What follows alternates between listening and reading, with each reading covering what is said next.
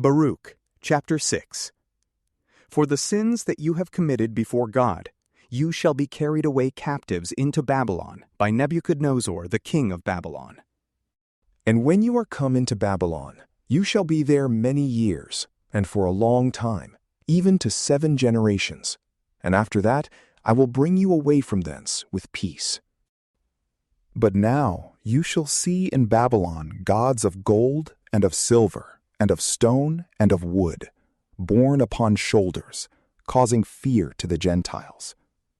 Beware, therefore, that you imitate not the doings of others, and be afraid, and the fear of them should seize upon you. But when you see the multitude behind and before adoring them, say you in your hearts, Thou oughtest to be adored, O Lord. For my angel is with you, and I myself will demand an account of your souls. They shall not pity the widow, nor do good to the fatherless. And as if it were for a maiden that loveth to go gay, so do they take gold and make them up.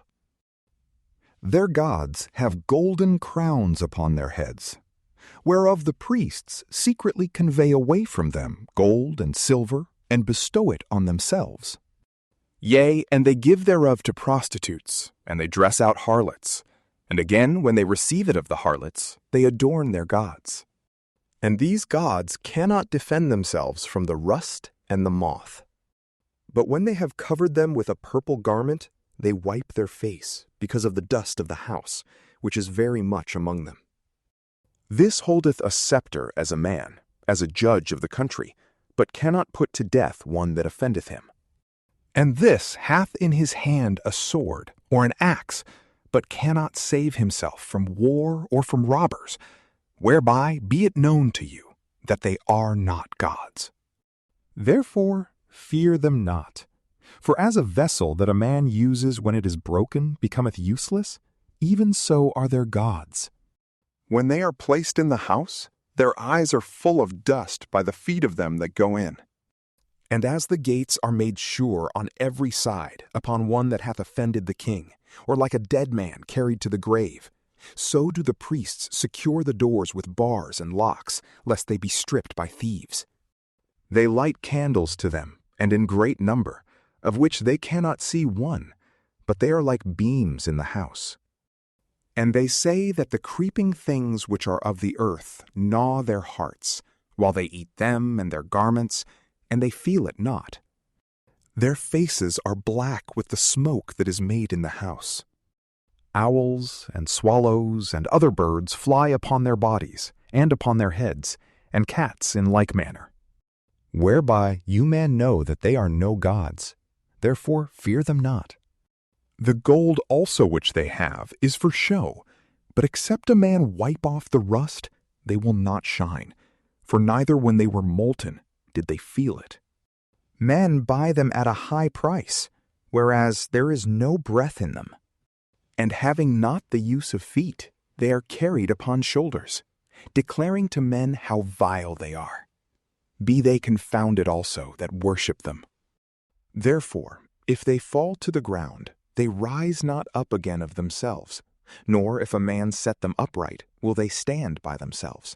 But their gifts shall be set before them, as to the dead. The things that are sacrificed to them, their priests sell and abuse. In like manner also their wives take part of them, but give nothing of it either to the sick or to the poor. The childbearing and menstruous women touch their sacrifices. Knowing therefore by these things that they are not gods, fear them not. For how can they be called gods, because women set offerings before the gods of silver and of gold and of wood? And priests sit in their temples, having their garments rent, and their heads and beards shaven, and nothing upon their heads. And they roar and cry before their gods, as men do at the feast when one is dead. The priests take away their garments, and clothe their wives and their children. And whether it be evil that one doth unto them, or good, they are not able to recompense it. Neither can they set up a king, nor put him down. In like manner, they can neither give riches, nor requite evil.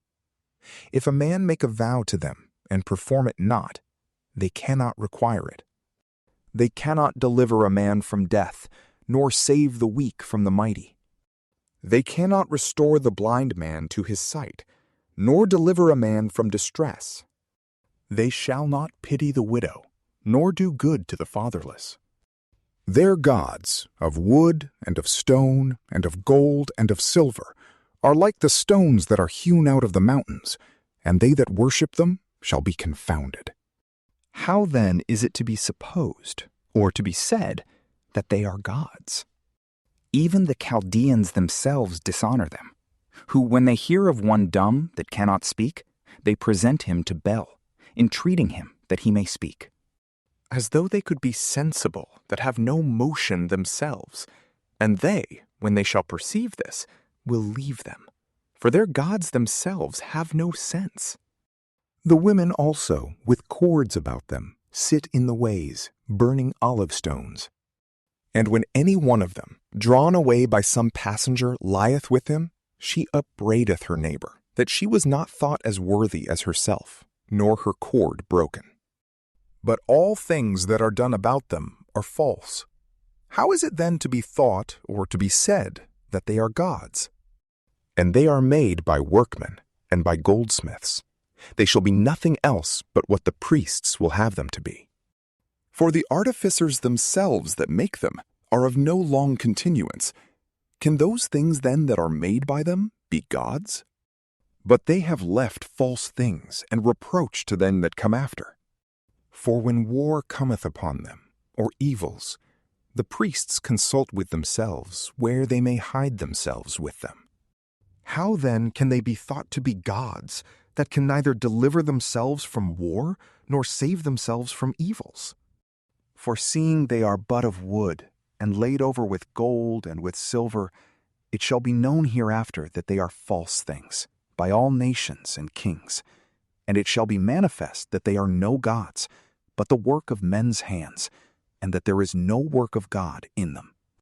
Whence therefore is it known that they are not gods, but the work of men's hands, and no work of God is in them? They cannot set up a king over the land, nor give reign to men.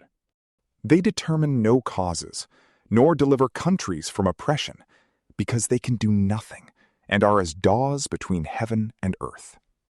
For when fire shall fall upon the house of these gods of wood and of silver and of gold, their priests indeed will flee away and be saved, but they themselves shall be burnt in the midst like beams. And they cannot withstand a king and war. How then can it be supposed or admitted that they are gods? Neither are these gods of wood and of stone, and laid over with gold and with silver, able to deliver themselves from thieves or robbers.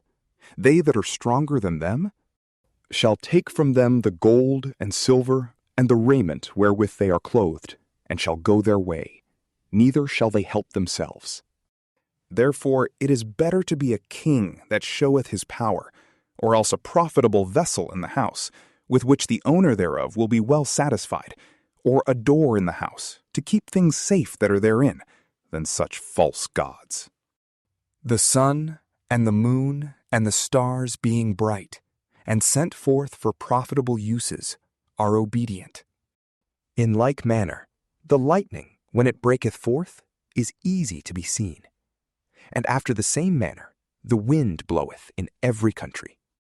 And the clouds, when God commandeth them to go over the whole world, do that which is commanded them. The fire also being sent from above to consume mountains and woods, doth as it is commanded. But these, neither in shew nor in power, are alike to any one of them.